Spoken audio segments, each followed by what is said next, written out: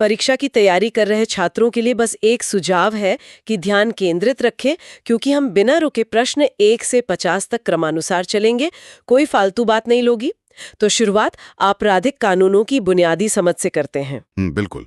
चलिए शुरू करते हैं। प्रश्न संख्या 1, दंड प्रक्रिया संहिता 1973 की धारा 41 धारा 55 द्वारा नियंत्रित क्यों नहीं है? ऑप्शन ए, वारंट के साथ। ऑप्शन बी, बिना वारंट। ऑप्शन सी, जांच प्रभावित। ऑप्शन डी, उपरोक्त सभी। यहाँ बात गिरफ्तारी की हो रही है। देखिए, बात ऐसी है कि धारा 41 विशेष रूप से उन गंभीर परिस्थितियों के लिए बनाई गई है जहां पुलिस अधिकारी को तुरंत एक्शन लेना होता है, मतलब बिना वारंट के गिरफ्तारी करनी होती है। अच्छा, चूंकि इसमें वारंट की जरूरत ही नहीं है, तो ये धारा 55 से नहीं बंधेगी। एकदम सही। इसलिए ये सामान्य प्रक्रिया से अलग है। सही उत्तर है ऑप्शन बी।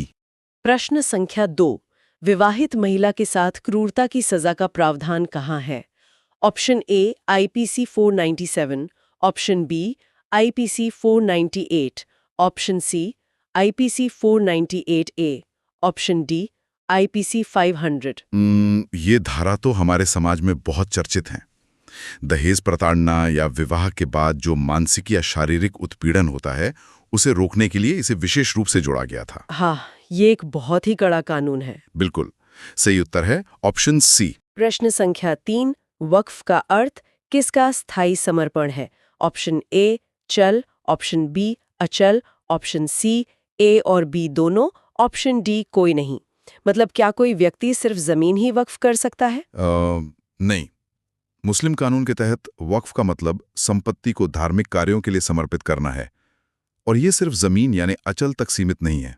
मतलब इसमें पैसा या किताबें जैसी चल संपत्तियां भी आ सकती हैं? हाँ, बिल्कुल आ सकती हैं। सही उत्तर है ऑप्शन सी। प्रश्न संख्या 4, राज्य के नीति निदेशक सिद्धांत, जिसे हम डीपीएसपी भी कहते हैं, किसके लिए मौलिक है? ऑप्शन ए, न्याय। ऑप्शन बी, राज्य का शासन। ऑप्शन सी, व्यक्तिगत अधिकार। ऑप्शन डी, पिछड़े वर्ग।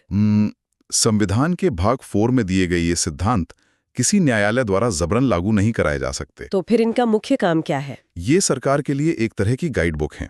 देश का शासन चलाने और नीतियां बनाने के लिए ये एकदम मूलभूत हैं। सही उत्तर है ऑप्शन बी।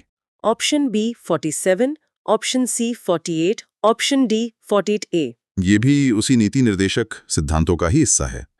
कृषि और पशुपालन को वैज्ञानिक तरीके से आधुनिक बनाने के लिए, है ना? बिल्कुल। इसी उद्देश्य से संविधान दुधारू पशुओं के वध पर रोक लगाने का निर्देश देता है। सही उत्तर है ऑप्शन सी। आगे बढ़ते हैं। प्रश्न संख्या 6, परक्राम में लिखित अधिनियम 1881 किससे संबंधित है? Option A, cheque. Option B, विनिमय बिल। ऑप्शन सी, वचन पत्र। ऑप्शन डी, उपयुक्त सभी। परक्राम में लिखित, जिसे नेगोशिएबल इंस्ट्रूमेंट कहते हैं, एक ऐसा दस्तावेज है जो किसी व्यक्ति को भुगतान की गारंटी देता है और इसे ट्रांसफर भी किया जा सकता है। हाँ, और इसमें ये तीनों ही चीजें शामिल होती हैं। सही उत्तर है ऑप्शन डी। प्रश्न संख्या 7, परक्राम में लिखित अधिनियम 1881 की धारा 5 किससे संबंधित है? ऑप्शन ए, विनिमय बिल। ऑप्शन बी, वचन पत्र।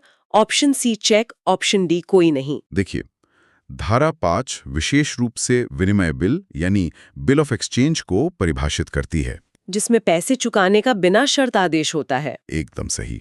सही उत्तर है ऑप्शन ए। प्रश्न संख्या 8, आजीवन कारावासी द्वारा हत्या की सजा से संबंधित आईपीसी की धारा कौन सी है? Option A 302, option B 304, option C 301, option D 303। अगर कोई अपराधी पहले से ही जीवन भर के लिए जेल में है और वहां वह किसी की हत्या कर दे, तो ये स्थिति तो बहुत ही गंभीर हो जाएगी ना? बिल्कुल। ऐसे अपराधियों के लिए एक अलग और बेहद गंभीर श्रेणी रखी गई है। सही उत्तर है ऑप्शन डी। प्रश्न संख्या 9, वाई ए को उकसाता है, ए पिस्तौल चलाता है और जी अनजाने में मारा जाता है। ए ने क्या किया है? ऑप्शन ए, हत्या। ऑप्शन बी, हत्या नहीं। ऑप्शन सी, गैर इरादतन हत्या नहीं। ऑप्शन डी, उकसावे से हत्या। अगर कोई मारा गया है तो वो हत्या क्यों नहीं है? क्योंकि कानून मानसिक स्थिति को देखता है।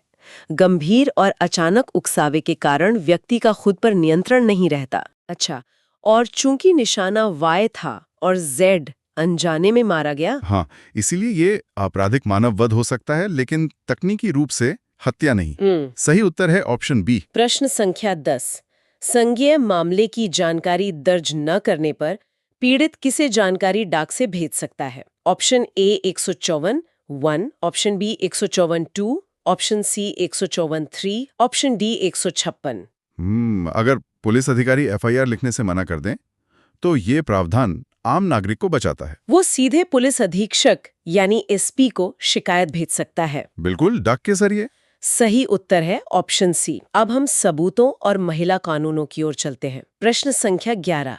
मृत्यु पूर्व घोषणा साक्ष्य के रूप में किस धारा के तहत स्वीकार्य है? ऑप्शन ए साक्ष्य अधिनियम धारा 20, option B 25, option C 32, option D 35।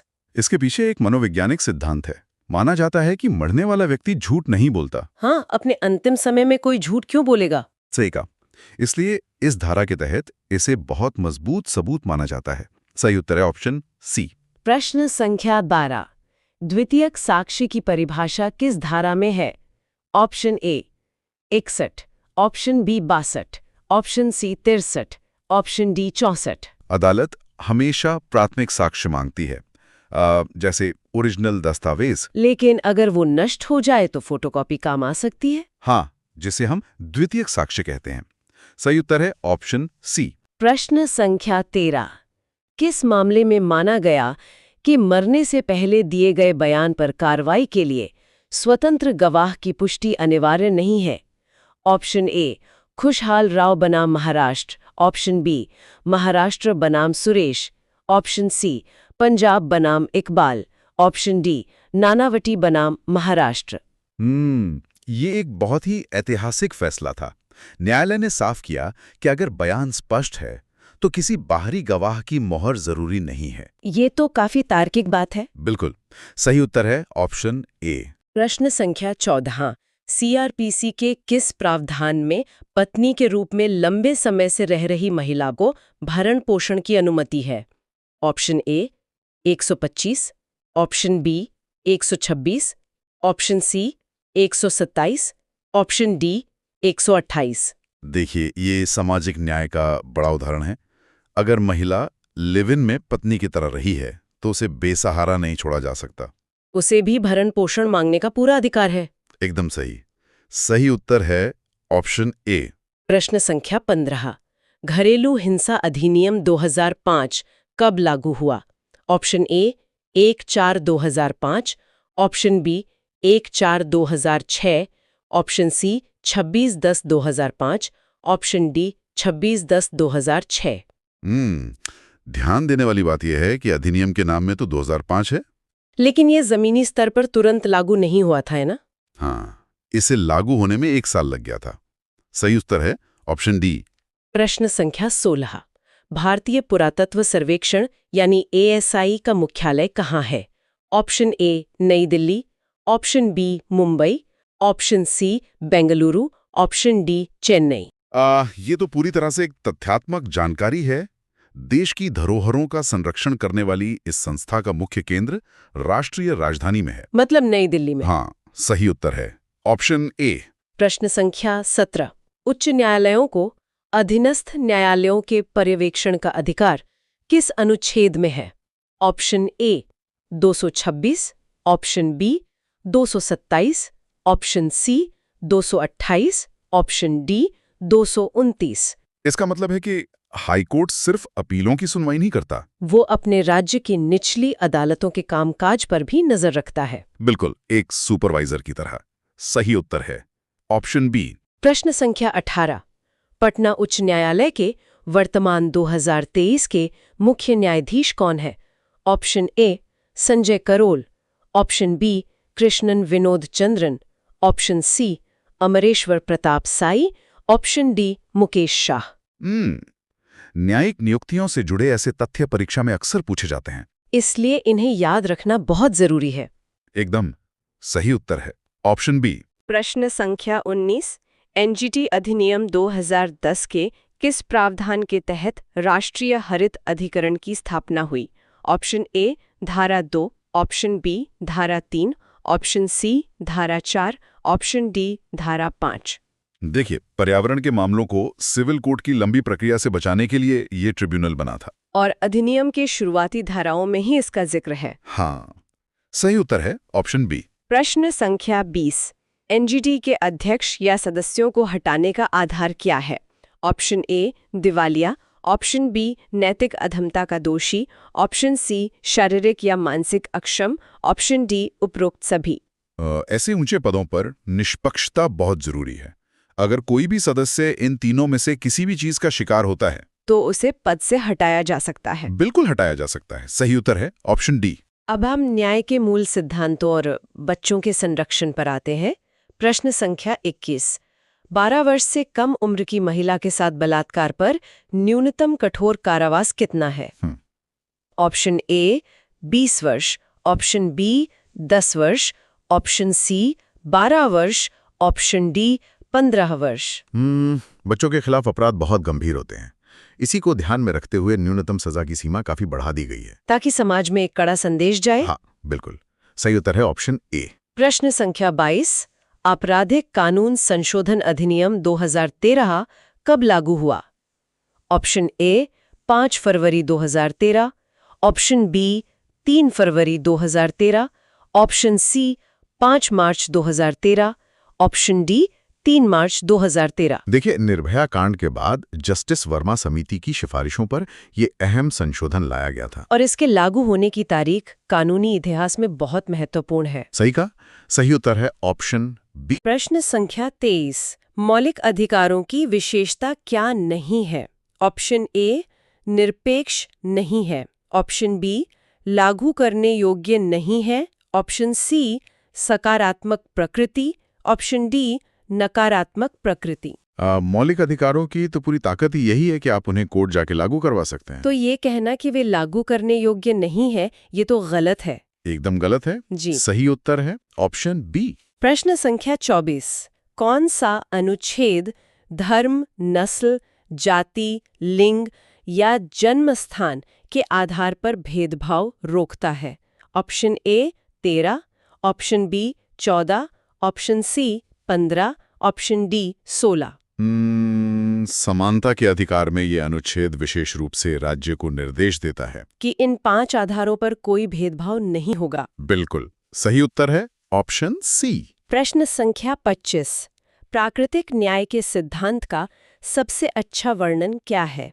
Option A कानूनों का समूह, ऑप्शन बी उचित और निष्पक्ष उपचार का हकदार, ऑप्शन सी संहिताबद्ध कानून, ऑप्शन डी न्याय में विलंब, न्याय न मिलना। क्या प्राकृतिक न्याय कोई लिखी हुई किताब है? नहीं, ये कोई रूल बुक नहीं है। ये बस निष्पक्षता की एक भावना है, जैसे क्रिकेट का कोई अंपायर होता है ना। हाँ, कि हर व्यक्ति को अपना पक्ष रखने का मौका मिले, बस वही निष्पक्षता है। सही उत्तर है ऑप्शन बी। प्रश्न संख्या 26। 90 दिनों से अधिक हिरासत का अधिकार किस मामले में दिया जा सकता है?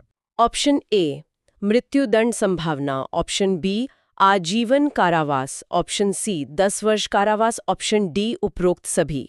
पुलिस किसी को अनिश्चित काल तक जेल में बिना चार्जशीट के नहीं रख सकती। तो गंभीर मामलों में अधिकतम 90 दिन मिलते हैं। हाँ, वरना आरोपी को डिफॉल्ट बिल मिल जाती है। सही उत्तर है ऑप्शन डी। प्रश्न संख्या 27। किस मामले में माना गया कि शुरुआत में कुल हिरासत 15 दिनों से अधिक नहीं होनी चाहिए? ऑप्शन ए ज्ञान सिंह, ऑप्शन बी सीबीआई बनाम Anupam J Kulkarni, option C Arnesh Kumar, option D Satyendra Kumar Antil. गिरफ्तारी के बाद शुरुआती रिमांड के नियमों को इस लैंडमार्क जजमेंट में साफ किया गया था कि पुलिस हिरासत पहले 15 दिनों के भीतर ही होगी। बिल्कुल सही उत्तर है ऑप्शन बी। प्रश्न संख्या 28। दिल्ली के संबंध में विशेष प्रावधान किस संशोधन द्वारा जोड़े गए? ऑप्शन ए 69वां, ऑप्शन बी 79वां, ऑप्शन सी 89वां, ऑप्शन डी 70वां। देखिए, दिल्ली सिर्फ एक शहर नहीं, देश की राजधानी भी है, इसलिए इस संशोधन से उसे राष्ट्रीय राजधानी क्षेत्र बनाया गया। हाँ, और एक विधानसभा भी दी गई। सही उत्तर है ऑप्शन ए। प्रश्न संख्या 29। आपराधिक विश्वासघात के लिए कारावास कितने वर्षों तक बढ़ाया जा सकता है? ऑप्शन ए 3 वर्ष, ऑप्शन बी 5 वर्ष, ऑप्शन सी 7 वर्ष, ऑप्शन डी 2 वर्ष। संपत्ति या पैसे को सौंपने के बाद अगर कोई उस भरोसे को तोड़कर हेराफेरी करता है तो आईपीसी के तहत अधिकतम सजा की एक सीमा है। जी बिल्कुल है। सही उत्तर है ऑप्शन ए। प्रश्न संख्या 30।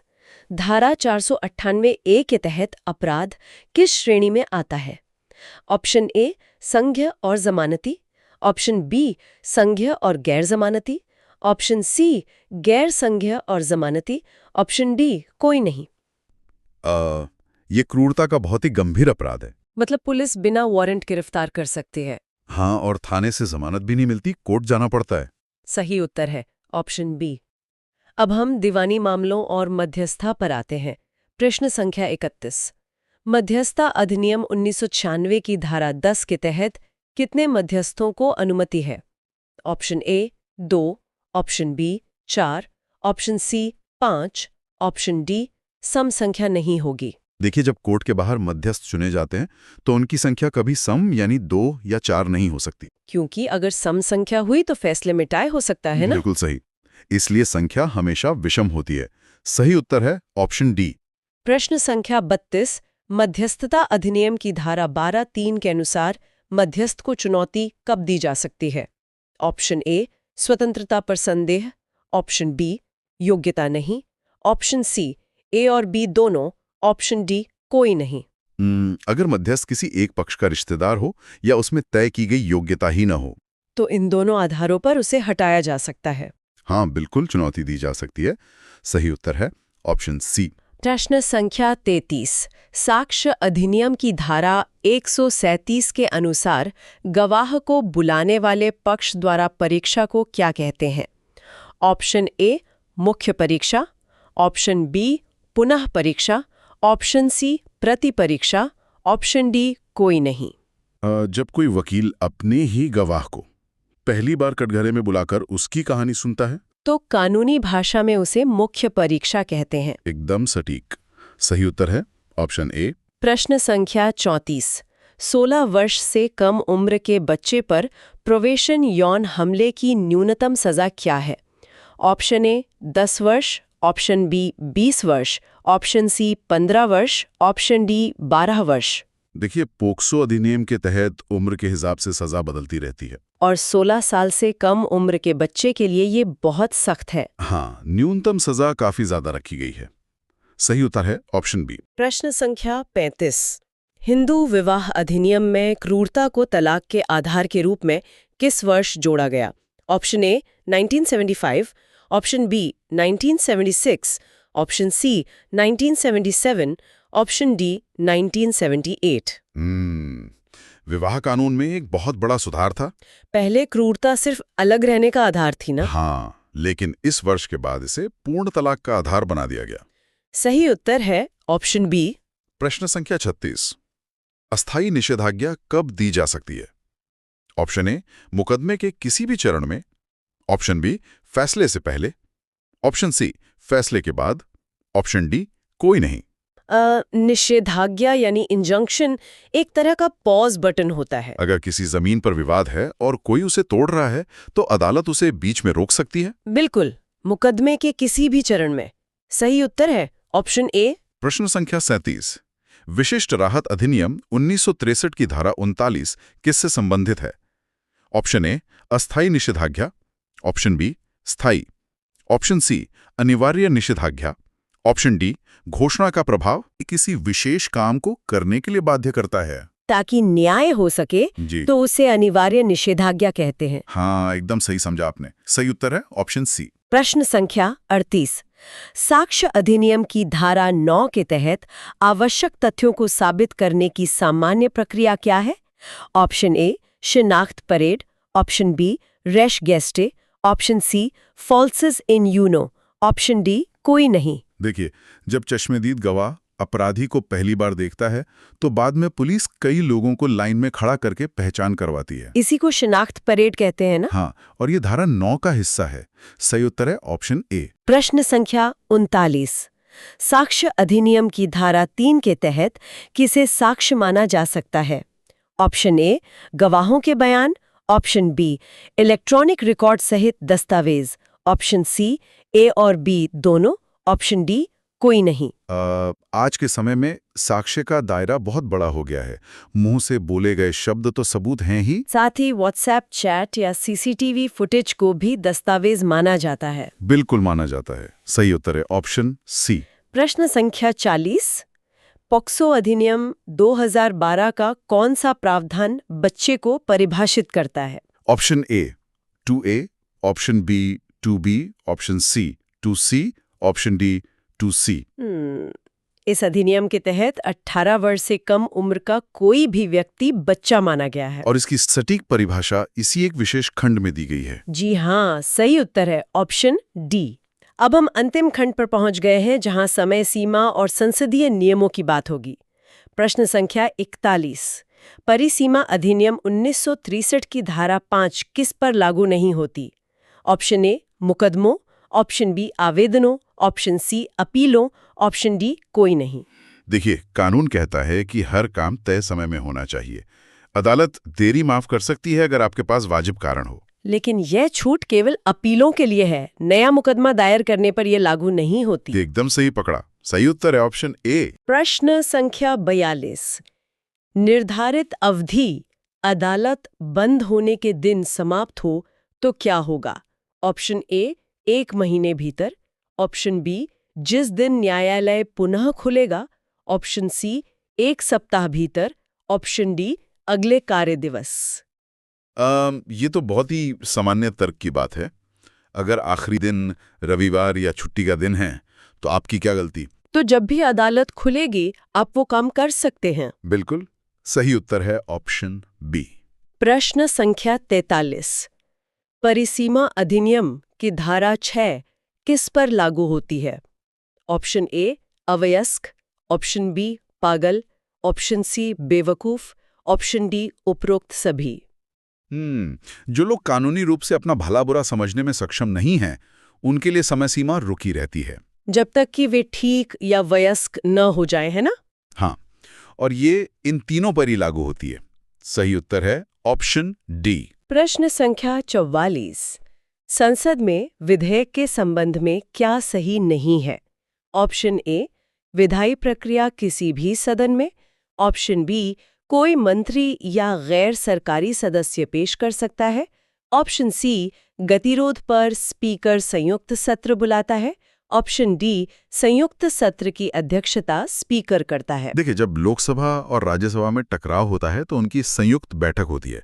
उसकी अध्यक्षता तो स्पीकर करते हैं। लेकिन उस बैठक को बुलाने की शक्ति सिर्फ राष्ट्रपति के पास होती है, स्पीकर के पास नहीं। बिल्कुल, यही इस विकल्प में गलत दिया है।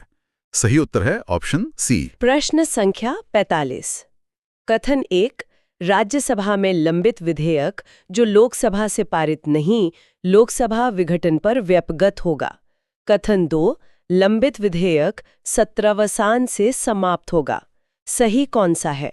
ऑप्शन ए केवल 1, ऑप्शन बी केवल 2, ऑप्शन सी 1 और दोनों दोनों, ऑप्शन डी न 1 न 2।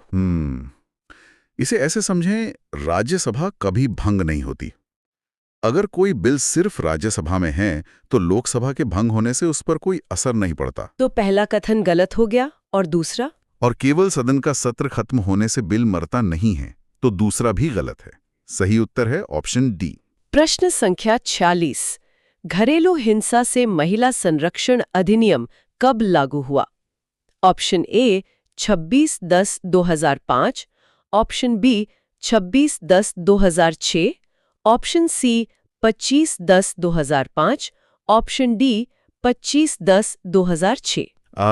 ये तारीख हमने पहले भी देखी थी। ये इतनी महत्वपूर्ण है कि परीक्षाओं में बार बार घुमाकर पूछी जाती है। कानून 2005 का है, लेकिन जमीनी स्तर पर 2006 में लागू हुआ। बिल्कुल सही। सही उत्तर है ऑप्शन बी। प्रश्न संख्या 47। घरेलू हिंसा अधिनियम में क्या शामिल है? ऑप्शन ए शारीरिक, ऑप्शन बी यौन, ऑप्शन सी भावनात्मक, ऑप्शन डी उपरोक्त सभी। देखिए, घरेलू हिंसा सिर्फ मारपीट तक सीमित नहीं होती है। मतलब इसमें आर्थिक रूप से परेशान करना या भावनात्मक रूप से तोड़ना भी आता है। हाँ, ये सब कुछ हिंसा की परिभाषा में आता है। सही उत्तर है ऑप्शन डी। ऑप्शन बी मौत की सजा माफ नहीं कर सकता, ऑप्शन सी अनुच्छेद 72 के तहत, ऑप्शन डी, कोर्ट मार्शल सजा माफ कर सकता है। क्या राज्य में राज्यपाल की शक्ति देश में राष्ट्रपति के बिल्कुल बराबर होती है? बिल्कुल नहीं। वैसे तो दोनों सजा कम कर सकते हैं, लेकिन जब फांसी को पूरी तरह माफ करने की बात हो। तो ये सर्वोच्च शक्ति केवल राष्ट्रपति के पास है। एकदम सटीक। सही उत्तर है ऑप्शन बी। प्रश्न संख्या 49, अनुच्छेद 226 के तहत उच्च न्यायालय किसके प्रवर्तन के लिए रिट जारी कर सकता है? ऑप्शन ए, कानूनी अधिकार, ऑप्शन बी, मौलिक अधिकार, ऑप्शन सी, दोनों, ऑप्शन डी, कोई नहीं। ये बहुत रोचक है। सुप्रीम कोर्ट सिर्फ मौलिक अधिकारों के लिए रिट निकालता है, लेकिन हाई कोर्ट के पास मौलिक अधिकारों के साथ साथ अन्य कानूनी अधिकारों के लिए भी रिट जारी करने की शक्ति है। हाँ, हाई कोर्ट का दायरा इस मामले में बड़ा है। सही उत्तर है ऑप्शन सी। और ये रहा हमारा अंतिम प्रश्न, प्रश्न संख्या 50। आजीवन कारावास काट रहे व्यक्ति को फिर से सजा सुनाई जाने पर क्या होगा? ऑप्शन ए, साथ साथ चलेगी, ऑप्शन बी, समाप्ति पर शुरू, ऑप्शन सी, एक साथ चल सकती है, ऑप्शन डी, कोई नहीं। देखिए, अगर कोई जीवन भर के लिए जेल में है तो उसके बाद कोई नया जीवन तो है नहीं कि नई सजा काटी जाए। इसलिए कोई भी नई सजा उसी आजीवन कारावास के साथ साथ ही चलनी चाहिए। बिल्कुल, यही तार्किक है। सही उत्तर है ऑप्शन ए। बहुत ही शानदार विश्लेषण।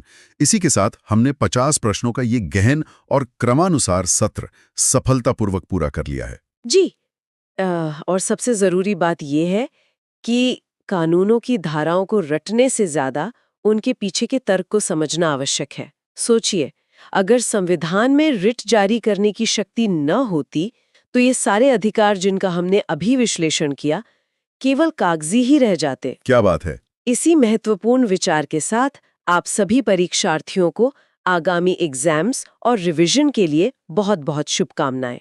आज की इस विशेष चर्चा को हम यहीं विराम देते हैं।